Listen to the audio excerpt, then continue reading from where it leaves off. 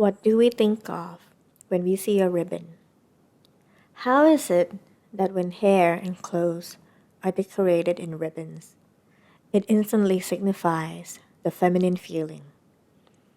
In Barbie movie, we were introduced to Barbie's pink world in her pink gingham dress with ribbon straps adorned in matching pastel flower necklace and earrings, floating from her dream house right into her dream car. The doll's set embodies not only mere material possessions, but its target buyer's dreams. Barbie's dream house and Barbie's dream car signifies the dream of many girls to be able to own a womanified American dreams. Feminine aesthetic is not the opposite of masculine aesthetic. It's a completely different entity and logic. Minnie, the female counterpart of Mickey Mouse, is dressed in a skirt, a big bow, and a pair of heels to signify her gender. However, just as Ken is not a male counterpart of Barbie, being a woman is not only being a counterpart of man, and not a decoration either. Feminine aesthetic has the essence of its own. In the realm of Disney franchise, Minnie is not as popular among girls as much as princesses, mermaids, fairies, and other upcoming musical characters. No one wants to identify when she's merely a mouse and does not hold the fantasy essence that women long for. Or maybe she's just not feminine enough. Many girls dream of feminine fantasy still resemble in today's trend, be it cosmetic, furniture, fashion, and even micro trends online in YouTube and TikTok videos. Digital age girls identify themselves in different trends. They build Pinterest mood boards, do a research list of how they appear in a social media. From light and dark academia trends to strawberry girls, blueberry girls, cherry girls, to coquette aesthetic, to siren core, fairy core, the ballet core. Girls differentiate each small trends and commodity to better understand their joy. While these trends can be seen as excess, many women still see this as their self-expression in a dull and corporate-dominated world where fantasies are scorned and scoffed at. Feminine escapism takes you to a delicate, intricate, complicated space. The spotlight in the series Sex and the City does not focus on the love lives of the women, but more on how they appeared, what they wore. The city part of the series seemed to shine on the costume design, with Carrie Bradshaw's bridal gown, designed by Vivienne Westwood, being the iconic look in the movie. On another note, Elle Woods in the movie Legally Blonde dazzles through the whole movie in her hyper-feminine looks, even winning the court case with her resourcefulness on the beauty knowledge by spotting the flaw in her accuser's claim about getting her hair perm and getting her hair wet during the crime scene. She then stated to the press after the court has ended that the world of hair care is simple and finite. Any Cosmo girl would have known. All the while, proving her intellect despite sporting an all-pink dress that contrasts the entire courtroom, dressing in muted colors.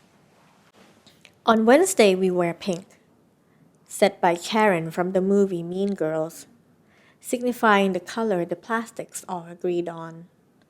Walking in a mall, Regina, Karen, and Gretchen correspond with each other's style to look united and yet identifiable. Feminine products, such as bath bombs, serve a short-term joy of indulging our body in glitter-filled and perfumed-infused water. Just as lip gloss served its purpose of glossing a short-lived moment, just so we could feel an ephemeral sentiment that our lives exist in Pinterest boards. From fashion to cosmetic to self-care, feminine essence dominates the market. The economy is run by women is not an overstatement, because feminine aesthetic focuses on visual over function. We are obsessed with small details, intricate layers of adorning ourselves in layers over layers of accessories. From eyelashes to nail extension to eyeshadow to glass skin to highlighter and blush and lip glosses. Every detail counts when one wants to perfect a look. Meanwhile, the internet is now dominated by girls, fanning and fawning over their idolized individuals. Fangirls search and investigate small details and expand it into online threads that accumulates into data unfathomable to the corporate trying to sell them merch. The fandom is a world unreachable by marketing teams.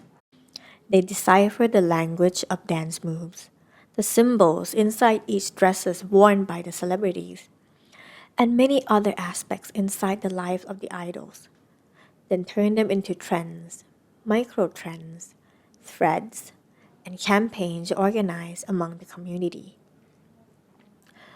Women empowerment looks for tiny details in each other's to further improve each other's confidence and acceptance. And yet, we are pressured to suppress these preferences at some point. During the time around 2010s, we are told that being a tomboy girl is better because society doesn't like girly girl trends that appear during the early 2000s. Because being too sweet and feminine can be seen as shallow and fake at that time. We have a collective trauma of society deeming what we like as too childish, too girly, too sweet, or even too cringy. The agony could be seen as a source of the dark feminine energy exuding in the woman's instinct to survival, while retaining their feminine essence. Pink is not the only color associating with femininity when these trauma exist.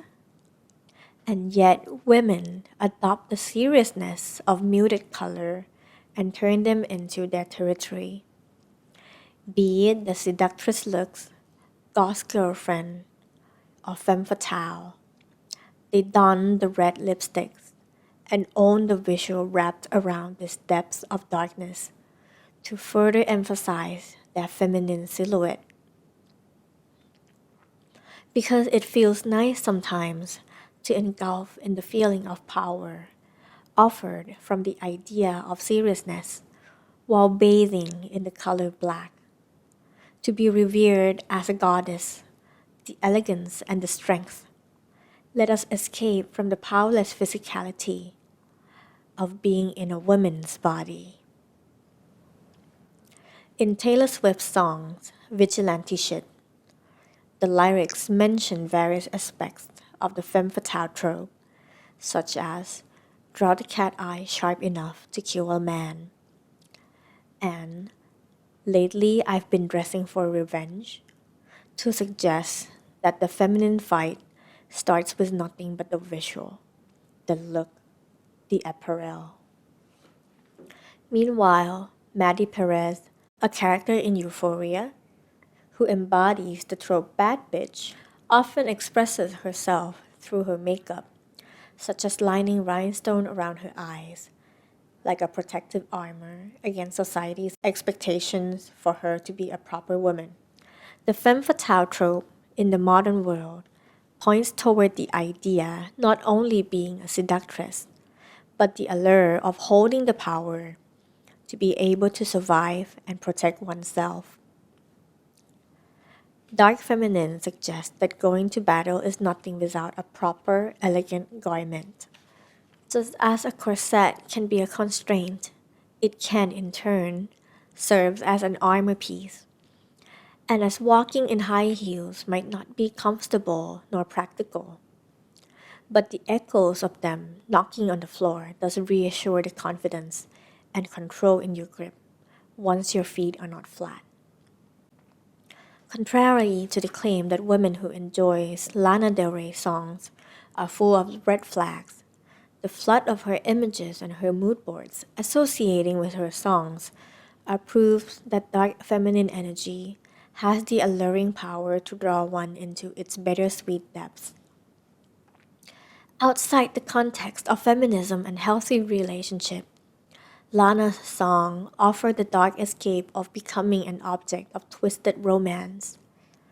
While some girls may have tweeted, listening to Lana while growing up ruined my life, many other girls still enjoy the cult of the Lana persona, created by Lizzie Grant, from its illusion of glamour, in this version of womanized American Dream. While witches are seen as wicked and punishable in the past, contemporary trends are adhering to the mystical activities related to it, from horoscope, tarot reading, to crystals, and sultry moon bathing. Women are adopting magic and darkness as part of their lifestyle. The uncertainty aligns with feminine aspects of insecurity and anxieties. We are drawn to magic and sparkles. Just as our trauma built up the dark side of femininity, accepting that we are painted as villains as a form of empowering oneself and the uncertainty of ethics. I hope my life was directed by Sofia Coppola or Greta Gerwig to be able to live a life full of the glitz and the gleam, the softness and the wickedness, sweet reminiscence of girlhood and womanhood, romanticizing our shared trauma, only to grow out of it. To be able to be understood by fellow feminine gaze and embrace these aesthetics, even without any political agenda of feminism. The aesthetic of feminine is powerful in its own ways. From being a sweet, innocent coquette, dabbed with ribbons and laces, to being a femme fatale, girl boss, in black velvet suit and crimson lipsticks. The fantasies are endless and at the disposal of any uses and whims. Whether this is grown from bliss or agony, the feminine aesthetic is unarguably pleasing to the eyes.